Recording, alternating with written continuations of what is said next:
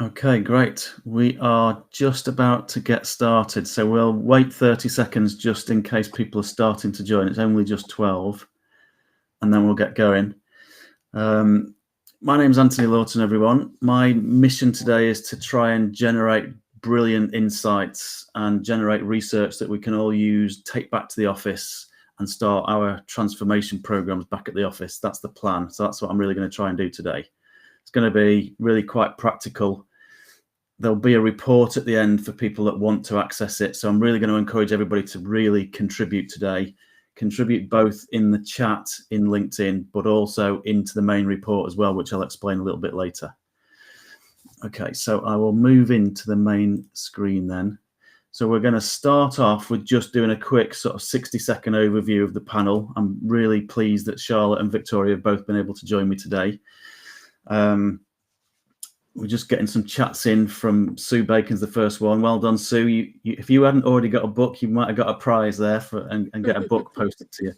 In fact, I might just do that. Whoever does the best comments today is going to get a book sent to them. So keep that in mind. So I'll kick off with my quick intro then. So I'm Anthony Lawton.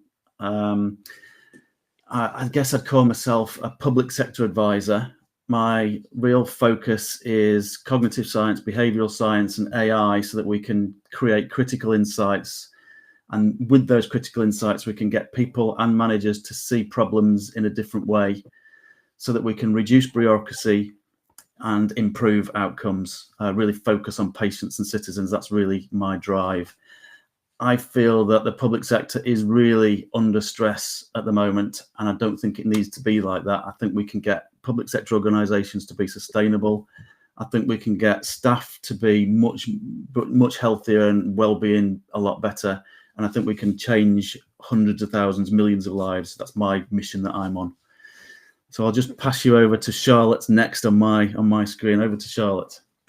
Thank you, Anthony. It's great to be here. Yes, so Charlotte John, a digital transformation consultant within healthcare, but have 20 years frontline secondary care experience as well. So really trying to bridge that gap now between the need on the ground on our front line and also how we can use digital and technology, AI, as you said, Anthony, to really enhance our the ways that we work and making sure that we're adapting to change as well. And I think AI is something that probably scares a lot of us, if I'm honest. But, this is why this is so important to see, to empower people to use AI in their roles rather than fear it. So that's why I'm here today, to help teams understand how we can use this positively.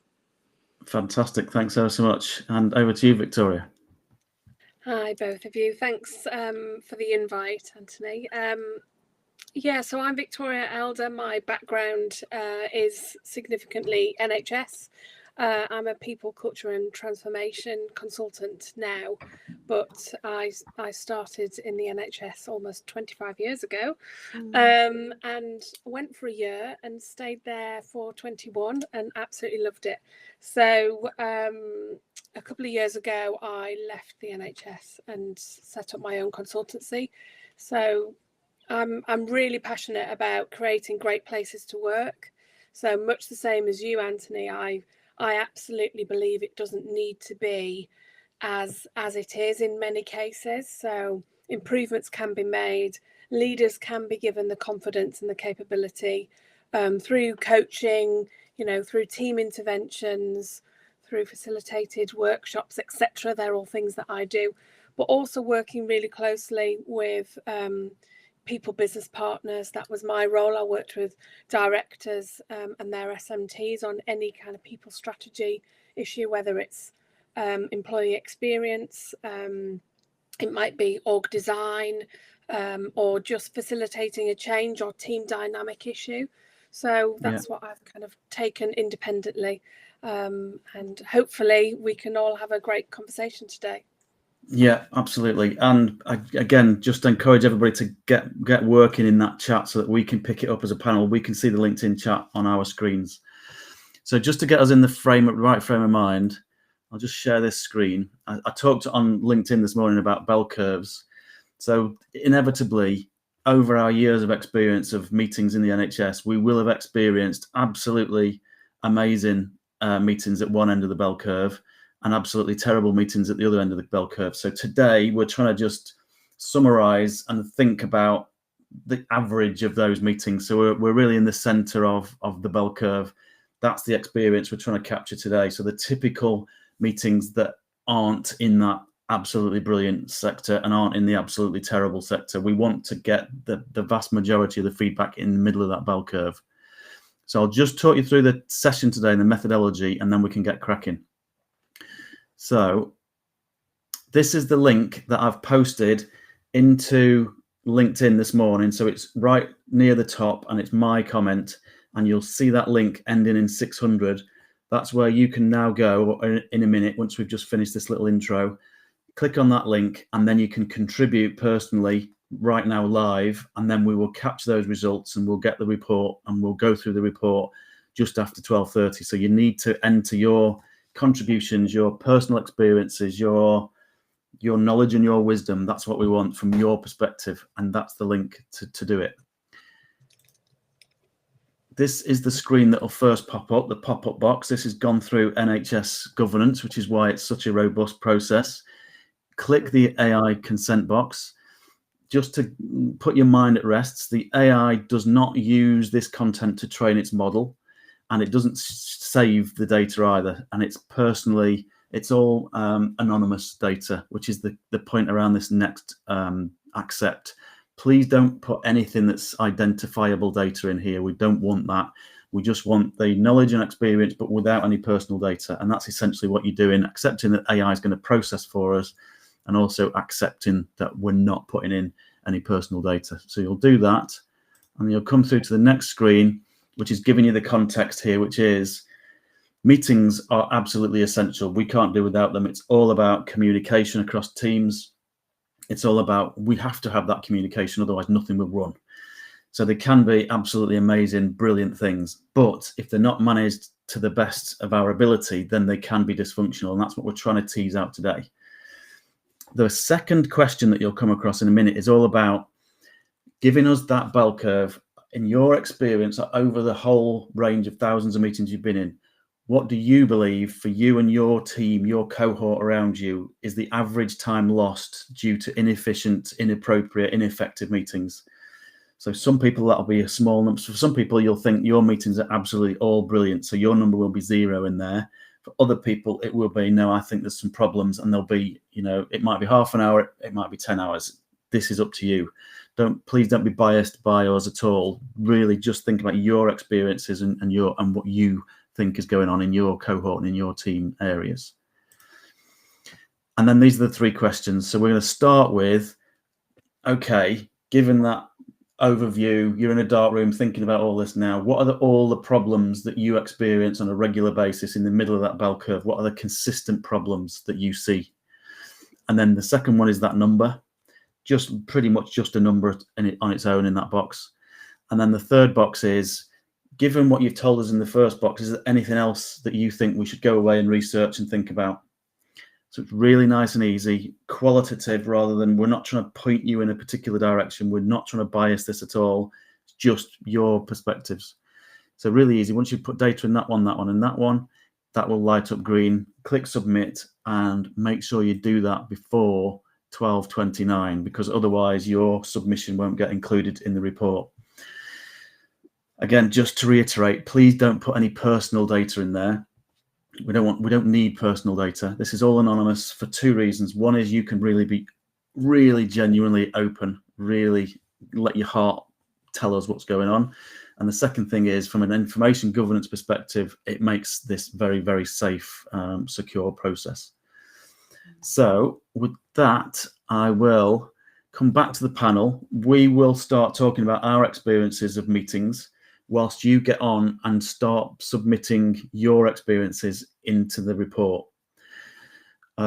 If you think we might bias your views when you're typing away, then feel free to put us on mute. This whole session will be recorded. You can come back to LinkedIn later on and listen to our panel discussion in terms of our experiences. So we're now going to chat about our experiences from now, which is 12:10, through to 12:30, and then the report will run. And then what we'll do then is, together, we'll go through the report, see what the findings are, chat those through and pull out what we think the gems are and what we think we could work with going forward if it was our team that had fed this back to us.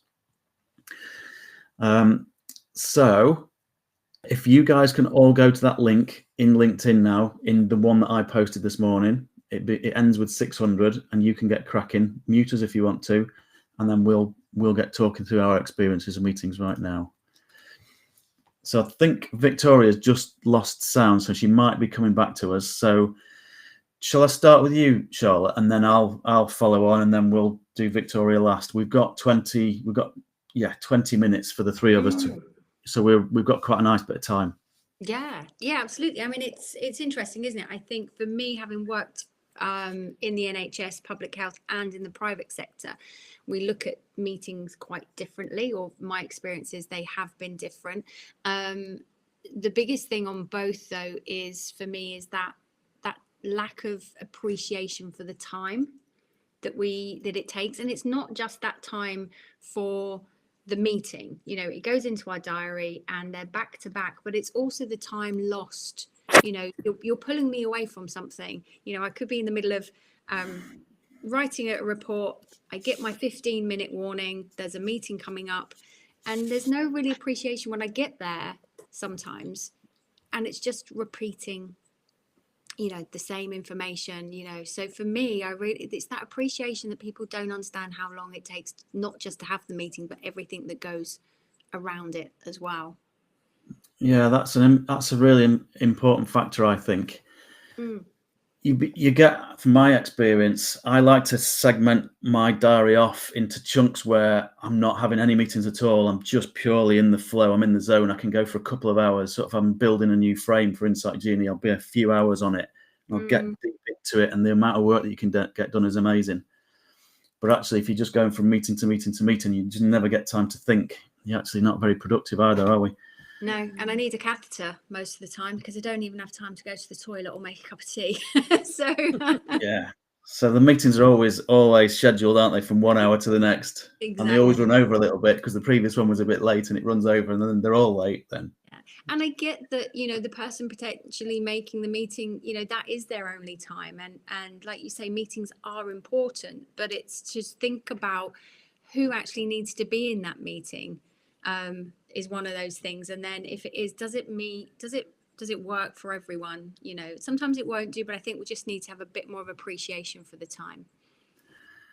Yeah, I don't know if you heard us, Vicky, but we're planning on sort of doing a slot each, but jump in as well. So I can't help myself jump in with Charlotte. The other thing that drives me is we do fall into that usual suspects, don't we? We just default to the usual 6 people that we always meet with. It doesn't really matter what the agenda item is. We'll always bring the same 6 people in.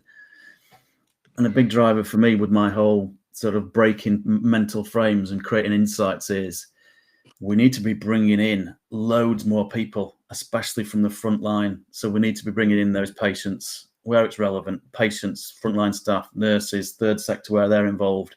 And it's only when you've got that broader perspective and that you go, didn't realize that, because in our own little world and our own little bubble, we manage things and we make decisions thinking we know it all, but actually we don't, and we've not brought the right people into the meeting. Yeah, and I think that combination of basically stand-up meeting versus long all day meetings or 2-hour meetings is really important. What you're trying to get out of the meeting, and match it accordingly. Yeah. And having and I think you said, Anthony, having the right person in the room. There is nothing worse than having a meeting and getting to the end and going, right, okay, who's going to make the decision? And it's like, oh no, they're not here, so we're just going to have to defer. And then you're having a meeting to decide who's going to make the decision, and then it's another meeting to ask them.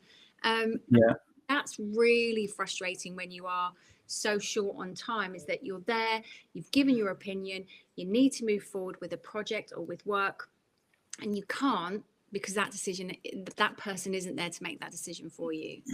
That's a massive one. So I guess your experience is the same, is often with that problem, it's like a 6-week lead time. So there's somebody you know is pretty critical to it, and you try and get them in the diary, and it's like, well, we're not going to get them in for 6 weeks.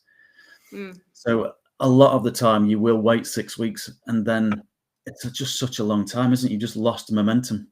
Yeah. And I was thinking about that. I went for a swim this morning. I was thinking about this very point this morning. Without that momentum, it becomes really, really inefficient because you're in the zone, you're getting some work done, and you need to just keep it going, because if you wait 6 weeks, it's like starting again. It's just gone, hasn't it? You've lost that. What are you doing? You've got to get back into all your files, read all the background reports, and you've just lost all that. It just is so inefficient. It's crazy. Yeah, I was talking about inefficiency. I was talking to a client yesterday about almost in your mind, whether you're public sector, private sector, charity, whatever, you know, in your mind, trying to almost cost out that meeting, and whether actually investing that time, the travel, you know, the prep work, like you talked about, Charlotte, you know, is it worth that amount of investment for the outcomes you're going to get?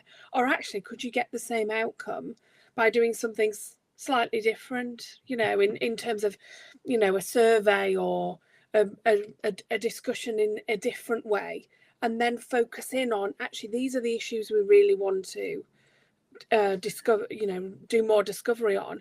We'll spend our value adding time on those specific topics that really come through the survey from a wide, you know, from a wide variety of colleagues, like you said, Anthony, frontline, etc., or those 10-minute stand-up.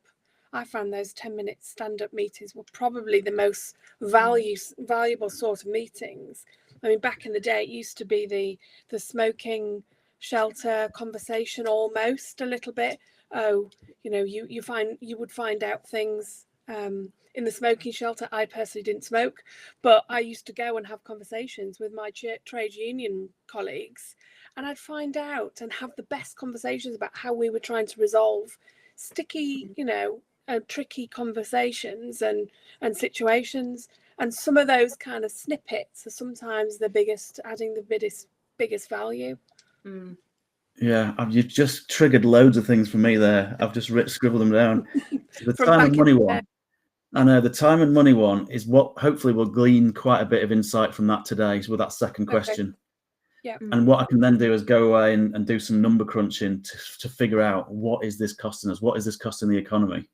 So as a bit of a headline, I did this with nurses and midwives, and for every 1 minute they feel it's wasted, that's something like £58.9 million for 1 minute, given that there's over 400,000 staff and the average salary is £38,000. Just gives you that feel of, oh my God, what could we be doing with that money? What could we do with that money to relieve the pressure on the whole system? You know, what investments could we put in? So the time and money one will pick up. I'd just add to that as well, though. I think some people can get obsessed with being too mechanical and too almost PMO with meetings, because if you've got a meeting and one of your staff members is really low for whatever reason, then a minute spent on caring for them is not a minute wasted. It's like that's probably the most valuable minute of the meeting. Yeah, I agree. So we've got to bring that into account, haven't we? A big driver for me, I know we're using Insight Genie today in this context to do research, but I actually want to use it to halve meeting times. And it's a big challenge, that honestly, isn't it? In the commissioning world, some people will be 30 hours a week will be meetings. So halving those meeting times is almost doubling the people we've got if we can do it. Yeah.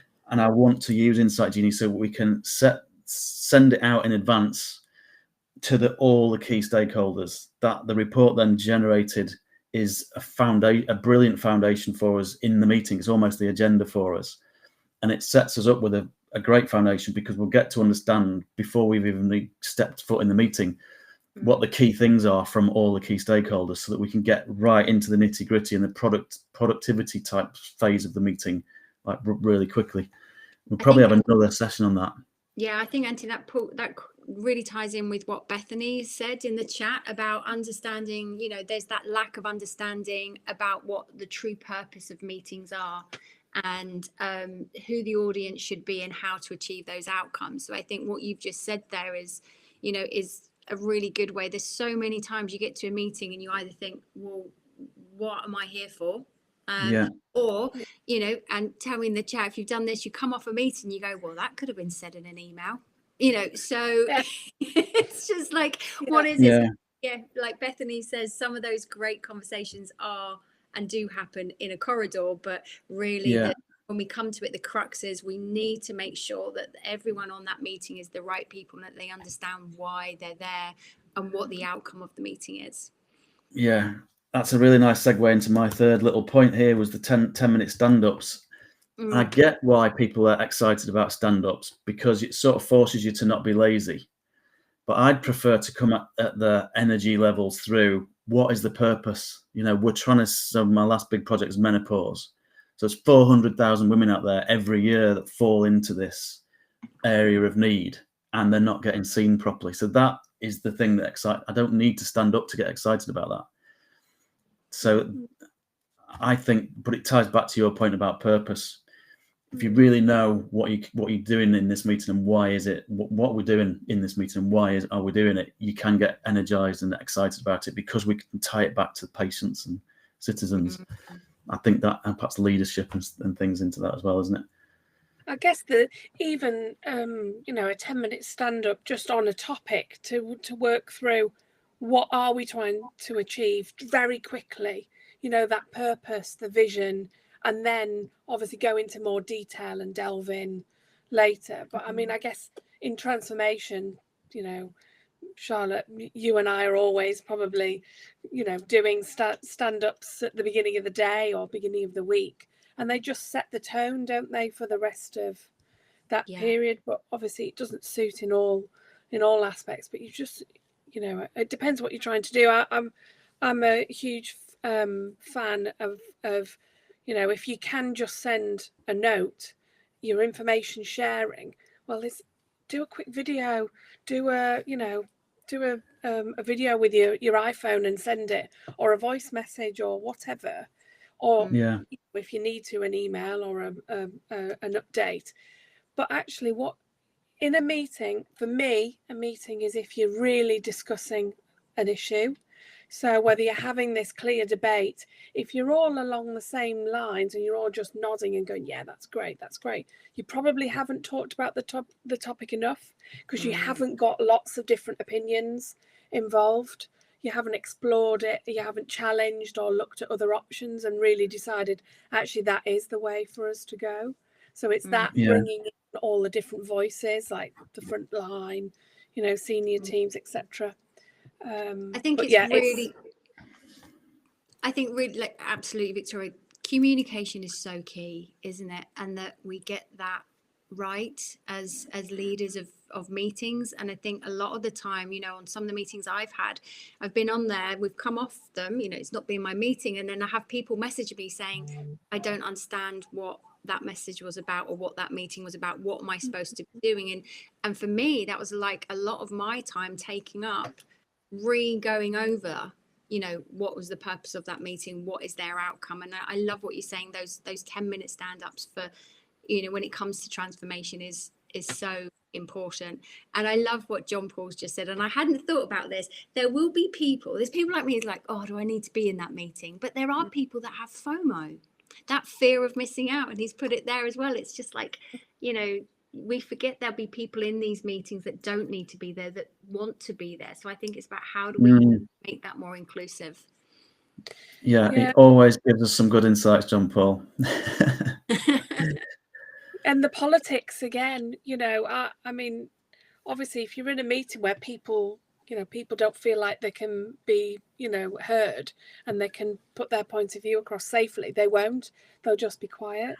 I've worked with clients where they've had team dynamic issues where they go, oh yeah, but we've got meetings, you just don't turn up. Yeah, but why do you not turn up? What's going on there? Why are people not turning up? Why are people not contributing? Or why do they go away from a meeting and then have to revisit what was said? Is there something else going on there? Especially with nursing and those frontline roles, where we're in our offices in the commissioning world thinking everybody's like us and we can arrange meetings because we've got lots of flexible time. Yeah. Actually, these guys have not got a flexible time, and you invite them to meetings and say, well, we invited you, but these guys are working very hard with patients. Yeah. I think that's why data is so important. I remember the biggest problem I had on the wards, in operational management, was MDTs, those multidisciplinary team meetings, where you're trying to bring together everyone to look at a case, to make some clinical key decisions.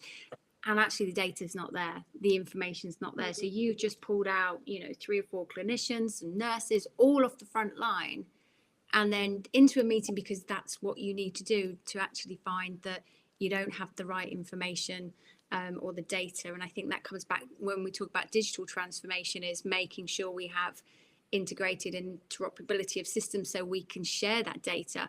But like what Victoria is saying, that people transformation is so important as well, that they understand they're empowered to know why they're there and that they're valid. Yeah. Shall I give you my overview summary in that middle of that bell curve in terms of my, God knows how many thousands of meetings I've been in over the years. Yeah. So again, this is not every meeting because there's some brilliant ones and there's some even worse ones. But my summary, I think, would be often so many managers have not got time to think about that meeting beforehand because they're going from meeting to meeting. So you land in not really thinking, having thought about it. So the brain has not engaged. You've not had any quality time thinking about things, which is not a great start. And then usually there's a few people in the meeting that tend to be the most, that take up most of the airtime, if you like, do most of the talking. Mm-hmm. And there's psychological safety issues and all sorts of things in that. But I think what tends to happen is those are the people that tend to be furthest away from the work. So you need that gestalt, the senior people, you need that input, the politics and the cash flow and all those things they've got, you need it for sure. But equally, if not even more important, is the people on the ground that are close to the work. And I think we need much more of their input into the meetings, which normally you don't get, in my experience, just average type feel. So you can end a meeting with maybe an action. Let's be kind and say we've got an action that's come out of the meeting. But normally you've not heard from everybody. So we don't really know it. I'm not confident that that is necessarily the best action that we should be taking forward. And we've normally not had time to go through and go, well, how's the best way to actually deliver that action? So you've got somebody like me or Victoria or Charlotte that gets given that action at the end of the meeting, and you're like, okay, but we haven't really discussed how we're going to do it, the best way to do it. Probably not nailed when the deadline for it is, etc., etc. So it's just not productive. That's like a summary from my experience, and I've just tried to summarize what's a typical meeting for me. So I think there's lots of scope to improve that.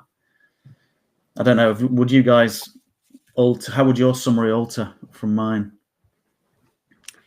No, I think you summarise it. I think you're right. The airtime, there'll be those people that do like to talk, and I think as a leader or the person that's had the meeting, has set up the meeting, we really need to learn and understand how we can manage people in those meetings better, because somebody like me, I'm quite good at just coming in and saying thank you, we'll take that offline moving forward, but other people, they don't stop and they can take you down rabbit holes. And I think it's about training, education, awareness of everyone on meeting etiquette, I guess. Yeah, I also think, I've just prompted me as you were talking then, I think some people feel like they've got to contribute even though it's already been said 3 times, just so that, I'm here, I justify my salary. Yeah. Part of that goes on as well. I used to work for a national organisation, and back in the day we used to travel all over the country, so we'd have like 20 people round a table, and you'd think, actually, that's just madness, isn't it? People travelling from either end of the country for a 5 or 6 hour meeting. I mean, less so these days, but still happens, doesn't it? If you're all, you're working collaboratively. And it's just, finding that you sit round and most of it is information sharing and the same people kind of updating on projects. And that was a lot of what I found, or that people just didn't have the confidence to speak up. And I was thinking, come on, you've got loads to say here. We have conversations outside of this meeting, and I know that you've got lots to say, but why are they not speaking? So and trying to get it through for colleagues. Oh, such and such had a great conversation with such and such the other day, introducing a certain point, helping our colleagues, because we'll all have our specialisms that we're comfortable with, and help those other colleagues who don't feel so comfortable in speaking in a big group like that, perhaps.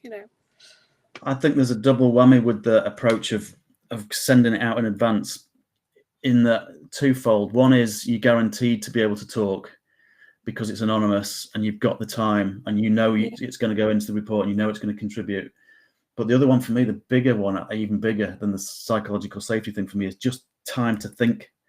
It's literally, I'm going to stop and properly think about this. It's just amazing when you do it like that. You realize I hardly ever stop and think.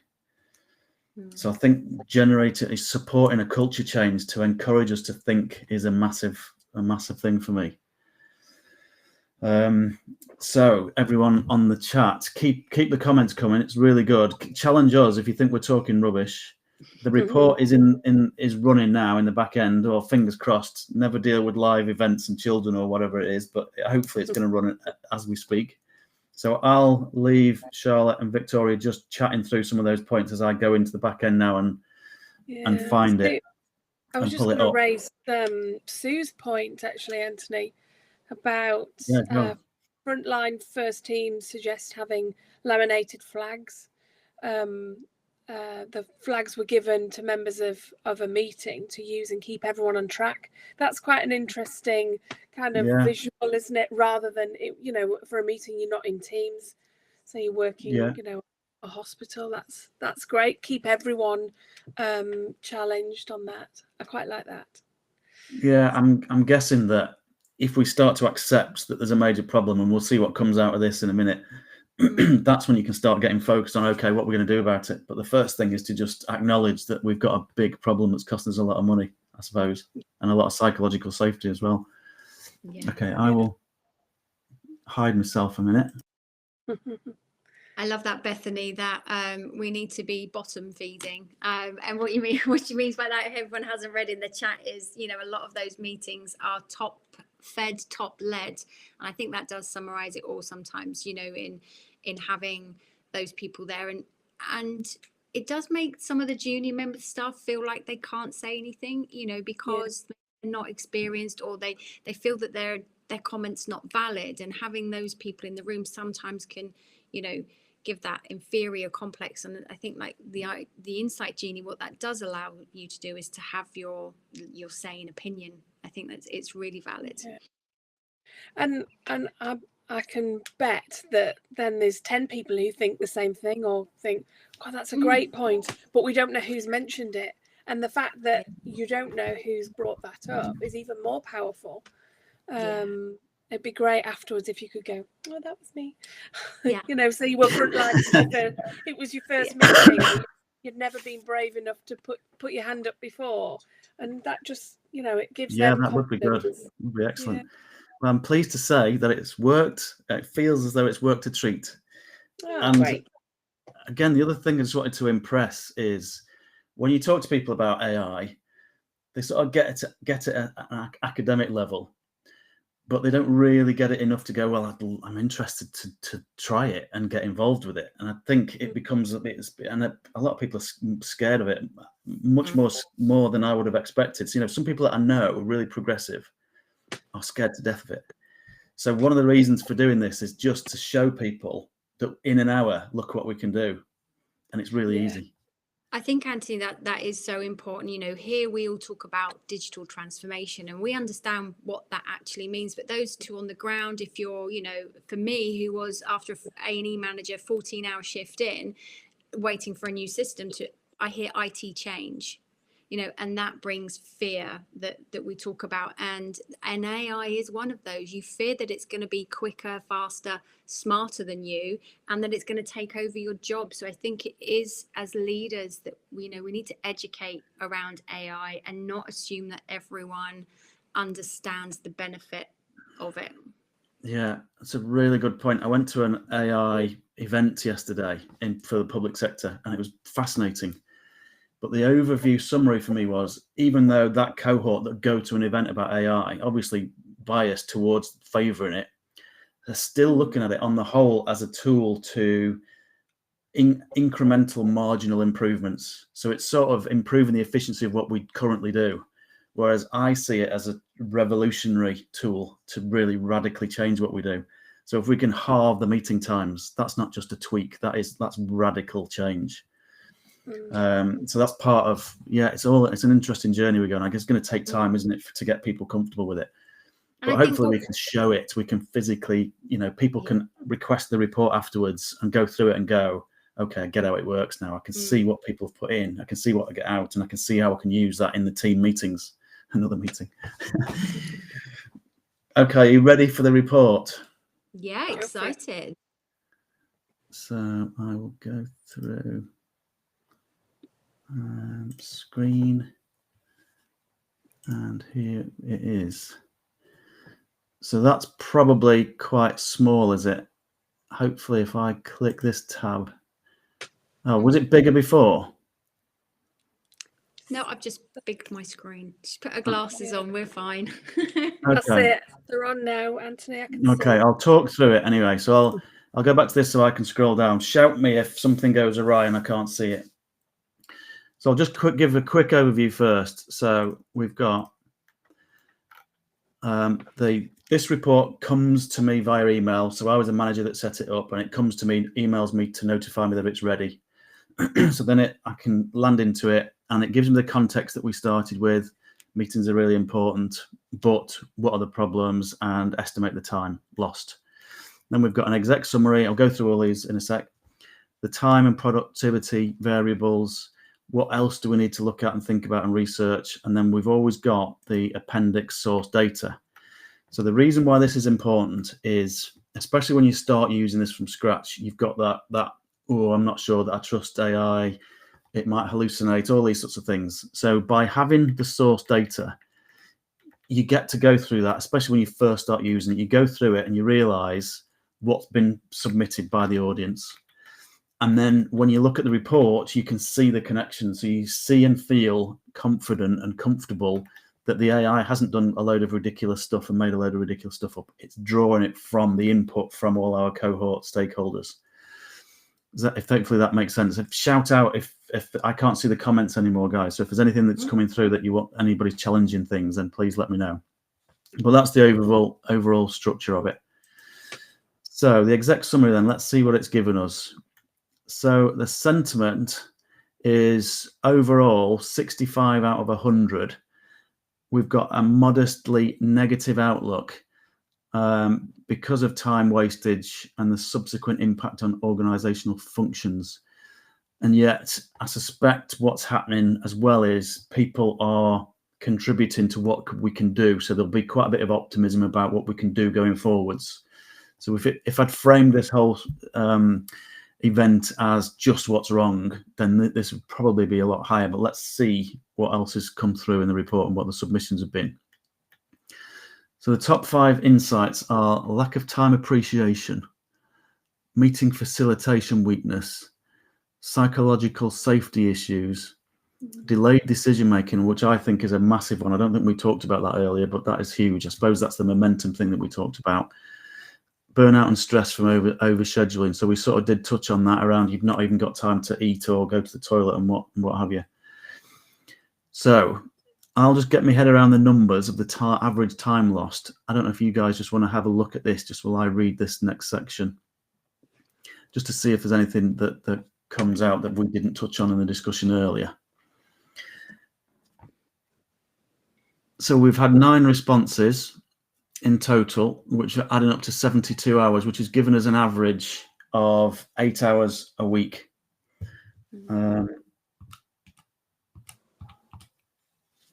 So that is a big number. That's a day a week. In my entry, you'll be able to see what my entry was earlier. I put in 5 because I thought that was a safe, prudent number to go with. My experience and how we can improve things. I mean, ultimately, my Insight Genie goal is to halve it, but I think 5 hours is a really, really prudent number. And on average, people that have responded in this session have given us an 8-hour average. So I can go away and work with that. But if we're working on the same numbers that I did with the nurses, we've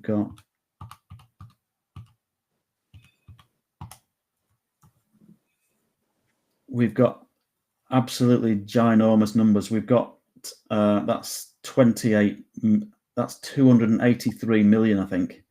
I will not do it on a calculator. I'll do it properly and share it in a post later on. Yeah. But if the nurses are over 400,000 nurses, it's costing us £59 million per minute of their time lost. 8 hours is a huge amount of time lost for the NHS. The numbers will be staggering. So let's get into, so the way the report works now is the detail elements here will basically get into the detail behind these top 5 insights. Is there anything that you guys would chip in at this point just before I open the detail? Yeah, I'm just seeing Rory's comment. Oh, sorry, Charlotte. No, go. I was just reading Rory's comment about the power of the quick turnaround. From the session, that everyone could see the quick turnaround and how AI is consolidating everything, that is being inputted, and that it's really valuable to see it in real life. And totally echo that. Having seen it elsewhere, the Insight Genie, Anthony, through you before, then this is great to see it work live. So yeah, thank you. Agreed, Rory. Yeah, fantastic. I mean, the reason I've done this is I'm absolutely blown away by what AI can do in terms of that qualitative consolidation. What used to take me literally weeks from doing large NHS England surveys, I did the NHS Wales one. I spent weeks painfully going through every sentence code in it to produce reports like this, and it's just so powerful compared to human beings. It's crazy. So there'll be a lot of crossover to the insights, the top 5 insights here in this list, but this will be a bit richer, and there'll be more of them. So I don't know if there's any in this list that we want to particularly pull out to chat through, because we've got another good 10 minutes. But also, if you can keep an eye on the chat, see if there's any other questions coming through, that would be fabulous. I think what's interesting, and it's not a surprise, is how much meetings or the stress and burnout, which was one of the top 5, is actually contributing to the mental health and well-being of our frontline staff and anyone really in that pressured environment. And to have that pulled out along with that psychological safety, as people, we're beginning to be more aware of our own mental health and well-being and the impact that it has, not just on life at work, but also life at home as well. And I think we can't underestimate what meetings are doing, detrimental to mental health and well-being, loss of confidence, and all of that we talk about. So it's interesting, and I'm glad that it's up there in that top 5 insights, because it is something that we just need to keep addressing. Yeah. And I think also the leadership and culture piece, if we think about the positive side of meetings, that's absolutely what it does, doesn't it? It can set a tone, increase collaboration, engagement between colleagues. Even the beauty of face-to-face is you can have those sideline conversations and check in with each other, and contribute to the well-being of the team and the well-functioning side of it as well. They work better together if they're connected and they understand what makes each other's tick. So they can be so powerful, but they can also be so destroying if they're not done well. So and that's kind of the double edge, isn't it? We've got to get it right to really get the value out of them. Yeah, absolutely. And I've just paused here because the ultimately affecting patient care and resource allocation it's all got to go back to that purpose of serving the patient or serving the citizen. It could be police that we're working with or social services. It's all about the same thing, isn't it? We've got to focus on that. Every minute's precious so that we can deliver that.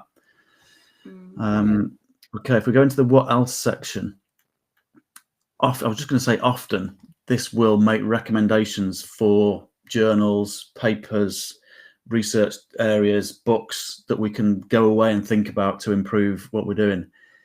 Now, I don't know if I put in, when I entered my section, whether I put in Fit to Care or whether it's starting to recommend it itself. I don't know, but that's nice to see. I can recommend it. Patrick Lencioni is a big motivator for me. I've been inspired by him for years and years. Yeah. And in my book, I talk about 3 different types of meetings. I've got a awareness sharing, which is like your stand-ups, 10 minutes, so that we can avoid as many emails and we can catch up really quickly and efficiently. I've then got team progress meetings that are between 30 and 60 minutes where we've got no agendas, but we're sharing and prioritizing what the key things are for the team in that week and where the problems are and where we can help each other out. And then the insight and analysis meetings that can be an hour or 90 minutes. And that's where Insight Genie would fit in for me. That's where we make stuff happen. That's where we redesign pathways and things like that. But I'm hoping that you're just getting a feel for this of, we get an idea what the problems are and we get to know the scope of the problems in this particular report. And then down here, we're getting real indications about what we can do to go forwards and the solutions that we can bring forwards. I think if I can just come in there, Auntie, I think what was really interesting for me when I was filling this out is, for the first couple of minutes, I'm being very corporately minded in my responses. So I'm thinking about what I want to say. And then after a while, because like you say, you've got that time to think about it, I just started writing, and by the way, and you start writing as you would speak. Well, I did, and all just comes out. You don't have to be articulate like you would do if you were in a report, an official report, or on a meeting. And I found it quite refreshing to dump, all of my frustrations into the text box, not have to worry about how I'm saying it. And I think some of what is important is unsaid in meetings, and I think that's what Insight Genie for me picked up on. When I look back at what I'd written, I was like, oh yeah, right, little soapbox moment there, and it's so good, like you say, to do it and realize in that moment a good 10 minutes thinking about it will just unlock a whole host of other deeper level insights. No, it is amazing actually when you start to reflect on it. So I hope everybody's got a feel for that. If you want the report, I'll go to that in a minute as to how you can get it. And then with all these, we've got a bit of a PMO type section to encourage us to, okay, now we've got this, what do we do with it? So from that, what are the big themes? If this was your team, what would you take away as, this is the main action that we're going to do as a result of this session? If we start with Charlotte, maybe. For me, I would probably take that stress and burnout piece, and I would make my meetings, I would make 45 minutes rather than an hour, for example. Then that gives that 15-minute window to get a coffee, and do everything that we need. I started to do that, and I found that really of value for me. So that's one thing to do. Okay, brilliant. So if we were using this, then we'd say we'd list that as one of the key points we are going to take forward. You might be the lead owner. And another thing that I'll suggest is what you could then do is you could use Insight Genie specifically on that area of this topic. So you could send it out to key people and go, what are the key things that we could do to reduce the stress and anxiety? And you'll have a whole nother layer. It's like Russian dolls then. So this is the first start of the process. And then we can drill down on a particular area that you're interested in. And we might start getting ideas like, was it Sue that was sharing earlier about flags and things? There might be hundreds of things that might come out of the woodwork that we could do that would be quite innovative and different. And then we'd say, right, when are we going to get back on that? And what's the deadline and such like? So that just, we get a bit of practicality into this whole thing. And just make that point that you were saying there, Charlotte, that you can see that the way that's written is not particularly nice, and it's not particularly easy to get your head around. We can do it as humans, but it takes us quite a long time. Yeah. But actually, the report we get out is pretty nice. It's written pretty well, and you could almost, as it is, send that to a meet, to a board meeting. I would always say, don't expect that. I would always see Insight Genie as the way of getting you 80% of the way there really quickly. I'd always recommend that you look at it from that perspective. It's not finished. You've got to go through it. You've got to tailor it to your particular team, etc. But I think it gets us 80% of the way there. What would your key theme be, Victoria, if you were? I had a little bit more thinking time, didn't I? But in my mind, the first three things that I thought of were the purpose. So really focusing on purpose and outcome, but also the prep side. Because I think obviously when you're spending some thinking time around purpose, you then preparing for the meeting, aren't you, mentally? But just carving out some time to prepare rather than jumping from one to the other, 9 to 10, 10 to 11. Again, going back to your point, Charlotte. So, and then the final point for me is the people experience. So making it comfortable and, free for people to input. So the purpose, the preparation, and the people experience. Yeah, fantastic. I don't want these sessions to be sort of salesy, but authentically, I would genuinely, if it was my team, I'd be wanting to test Insight Genie so that we could see if this process of sending it out in advance, getting people to really think about it, using that as the agenda, just for the insight and analysis meetings where we've got a particular thorny problem, I would try and start to use Insight Genie to see if we can unlock all this massive potential that I believe is there. So that would be my, right, let's do this. That would be my main action. I'd want to be the lead owner and take that forward.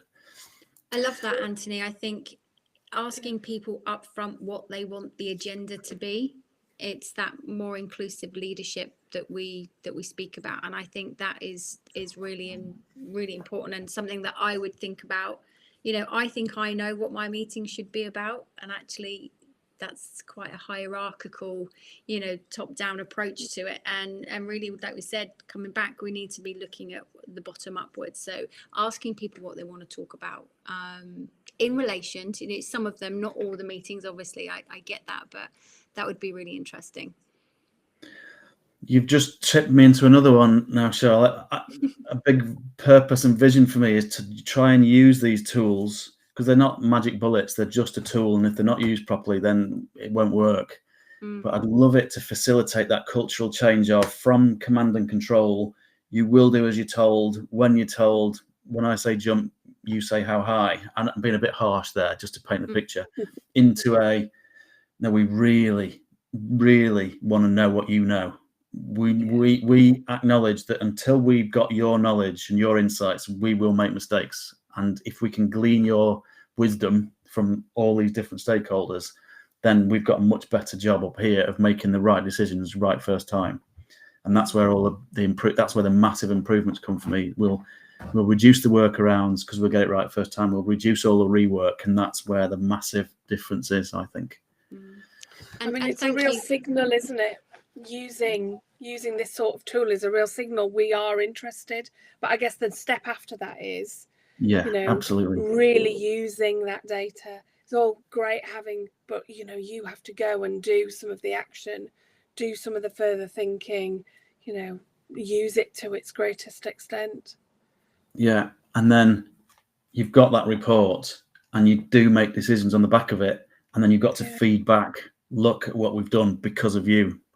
And then look at the outcomes we've achieved because of this and because of you. So I think that's like a constant thing. And it's a great example because Helen's just put in there, which I didn't know about, Outlook. You can set up about an hour meetings where you give 10 minutes less and it does it by default. I mean, that's a great example of how this works. Everyone's inputted, and actually we've brought up a problem that we want to solve, and together someone that might not have been in this meeting has actually solved it from it. So I think that's just, thank you, Helen. I didn't know about that, so that's a great example. Yeah, exactly. Really, really good. So to practice what we preach, I'll look to close us down now, unless anybody's got any burning questions in the comments, or you guys have got any extra points. I'll just share screen just to say to people that if you've contributed and you would like access to the report, just request it through. I will just read through it and double check that there's no personal data in it, and then it'll be ready to share, which I can do sort of later on. So let me just share with you. Screen, and so in my site fittocare.co.uk there's a tab, live events and Genie. So if you come into there and click the request Insight Genie report, and then what you can do is just put the report that you're interested in. So last week's was moral injury, so you could put that in, or this week's is the problem with meetings. And then I'll pick that up once I've double checked everything, and I'll email it through to you. So it's as easy as that. And hopefully I've really enjoyed that. It was more relaxed for me this week because I'm getting more used to the technology. So thanks ever so much. I really enjoyed it. Hopefully people have got some value out of it. That was the real aim of the day. Thanks, Charlotte and Victoria. Absolutely. Yeah. No, thank you, Anthony. It's been great to see it working, and I hope it's given me food for thought anyway in how I run my meetings. Yeah, fantastic. Well, that's what it's about today for sure. Great. Thanks, Anthony. Thanks, guys. I will send you a copy of it later on as well. Okay. Super. Thanks a lot. See you soon. See you next week, everybody. Bye.